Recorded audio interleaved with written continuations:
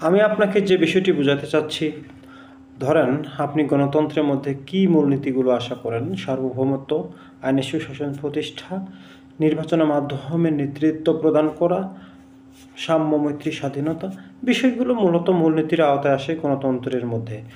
আসলে গণতন্ত্র আমরা দেখলাম দীর্ঘ প্রায় ৫৪ বছর ধরে গণতন্ত্র চর্চা করতে করতে আজকে এই অবস্থায়। এই অবস্থায় এসে যদি আমরা চারপাশে লক্ষ্য করি, দীর্ঘকাল ধরে যখন গণতন্ত্র চর্চা করেছি, সমাজের কতটা আমাদের জনকল্যাণমূলক সমাজ ব্যবস্থা চালু হয়েছে, আমাদের চারপাশে চোখ দিয়ে দেখলেই আমরা বুঝতে পারি কতটা মানুষ স্বাচ্ছন্দ্যে বসবাস করছে, আইনের সুশাসন কতটা প্রতিষ্ঠিত হয়েছে এবং কি মানুষ কতটা বাক স্বাধীনতায় চলাফেরা করছে। পক্ষান্তরে আসেন শরিয়া আইন। শরিয়া আইন কী চাই? গণতন্ত্রের যে ধারাবাহিক মূলনীতিগুলো সবগুলোই ঠিকঠাক মেনে চলে, এক জায়গায় শুধু সংঘর্ষিক, সকল ক্ষমতার উৎস হচ্ছে জনগণ। গণতন্ত্রের মূলনীতির একটি, আর শরিয়া আইনের হচ্ছে সকল ক্ষমতার উৎস হচ্ছে আল্লাহ তাআলা। এই বিষয়টি বাদ দিয়ে বাকি সব বিষয়গুলোর মধ্যে রয়েছে পারস্পরিক সম্পর্ক। ইসলামী শরিয়া আইন যে জনকল্যাণমূলক, ইসলামের স্বাধীন সার্বভৌমত্ব রক্ষা করা, ন্যায় বিচার সুশাসন প্রতিষ্ঠা করা, জবাবদিহিতার মধ্য দিয়ে একটি ন্যায় পরায়ণ রাষ্ট্র গঠন করা, সবগুলোই কিন্তু আপনার শরিয়া আইনের ভিতরে রয়েছে।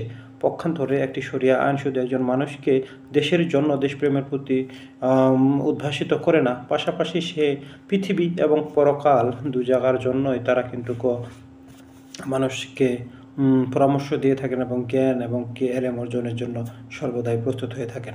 অতএব শরিয়া আইন পৃথিবী উন্নয়ন, পাশাপাশি নিজের জীবনের জন্য পৃথিবীতে স্বাচ্ছন্দ্যবোধ এবং জনকল্যাণমূলক কাজ, পক্ষান্তরে পরকালীন জীবনের জন্য, পাথেয় সংগ্রহের জন্য, মানুষকে দ্বীনি এলিম শিক্ষা গ্রহণের জন্য যা যাবতীয় বিষয়গুলো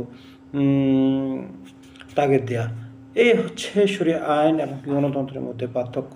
যদি আমরা লক্ষ্য করি যে বাংলাদেশে গণতন্ত্র এবং কি শরিয়া আইন দুটির মধ্যে কোনটি সেরা হবে, আমি নিঃসন্দেহে বলতে পারি যে এই আইনটির মধ্যে পৃথিবী এবং পরকাল দুটি বিষয় জড়িত রয়েছে, সেই আইনটি সেরা হবে। কারণ বাংলাদেশ এমন একটি দেশ, এখানে ৯০% মুসলমানের দেশ। এই ৯০% মুসলমানের দেশে যদি আপনি বলেন যে গণতন্ত্রের উপর প্রতিষ্ঠিত দেশ হোক, আমরা দীর্ঘকাল ধরে দেখলাম গণতন্ত্র আমাদেরকে কী দিয়েছে। এবার আসুন দেখা যাক না শরিয়া আইন আমাদেরকে কী দিতে পারে। যে শরিয়া আইনের মধ্যে রয়েছে হুকুম মাহকামগুলো মানুষকে স্বচ্ছ জবাবদিহিতার মধ্য দিয়ে সামাজিক পরিবেশ নিশ্চিত করা। আসুন আমরা সবাই একভুক্ত হয়ে শরিয়া আইনকে সমর্থন করে নিজের জীবনটাকে কিছুটা পরিবর্তন করার চেষ্টা করি। ধন্যবাদ সবাইকে, ভালো থাকবেন। আসসালামু আলাইকুম।